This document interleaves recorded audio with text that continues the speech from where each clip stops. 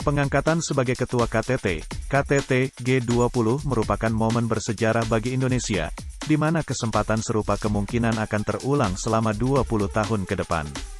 Para pemimpin dari 20 negara dengan ekonomi terbesar akan berkumpul untuk mencari solusi atas beberapa masalah ekonomi terpanas di dunia saat ini.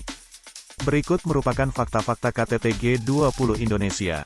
1. Akan dihadiri oleh 17 kepala negara anggota G20. KTT G20 akan dihadiri dan berkumpul lebih dari 3.443 delegasi dan 17 kepala negara G20. Adapun kepala negara G20 yang dipastikan hadir adalah Afrika Selatan, Amerika Serikat, Arab Saudi, Argentina, Australia, India, Inggris, Italia, Jepang, Jerman, Kanada, Korea Selatan, Prancis, China, Turki, dan Eropa. 3 kepala negara yang absen adalah Presiden Rusia Vladimir Putin, Presiden Brasil Jair Bolsonaro, dan Presiden Meksiko Andrés Manuel López Obrador. 2. Terdapat 3 pilar pembahasan.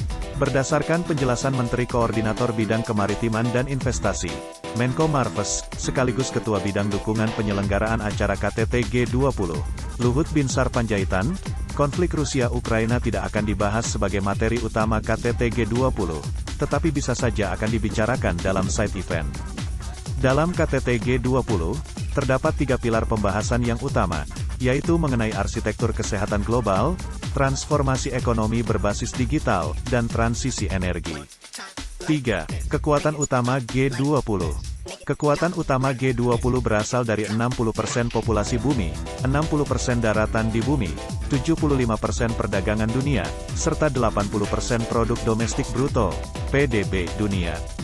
4. Indonesia menjadi presidensi G20.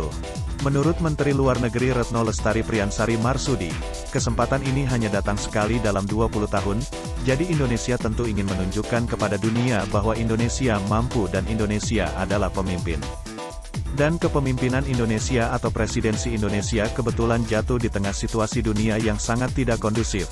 COVID-19 belum usai, ditambah dengan perang yang terjadi di Ukraina sehingga kita sering bilang sudah lengkaplah, perfect storm. Nah, disitulah kita diuji apakah kita mampu menjalankan presidensi ini dengan baik, ujar Retno. 5. Bertema Recover Together, Recover Stronger. Tema Recover Together, Recover Stronger yang diangkat Indonesia sebagai presidensi G20 sangat tepat menggambarkan visi yang ingin dicapai, karena persoalan yang dibahas adalah menghadapi keterpurukan dunia yang meluas akibat pecahnya konflik Rusia-Ukraina yang mengancam perdamaian dunia serta membawa dunia ke jurang resesi, krisis energi, dan pangan. 6. Meningkatkan kepercayaan internasional kepada Indonesia. Luhut juga berpendapat bahwa KTT G20 di Bali membentuk kepercayaan internasional bahwa Indonesia memiliki peran strategis dalam percaturan global dan Indonesia merupakan tempat investasi yang sangat-sangat strategis. Ini terlihat dengan banyaknya permintaan untuk pertemuan bilateral dengan Presiden Joko Widodo, Jokowi, untuk mengatur pertemuan-pertemuan bilateral, ucap Luhut. 7. KTT G20 memberikan dampak signifikan pada perekonomian Indonesia. Diperkirakan, kontribusi KTT G20 mencapai 533 juta dolar Amerika Serikat atau sekitar 7,5 triliun rupiah terhadap produk domestik bruto, PDB, Indonesia pada 2022. Sebagian besarnya akan berputar di Bali.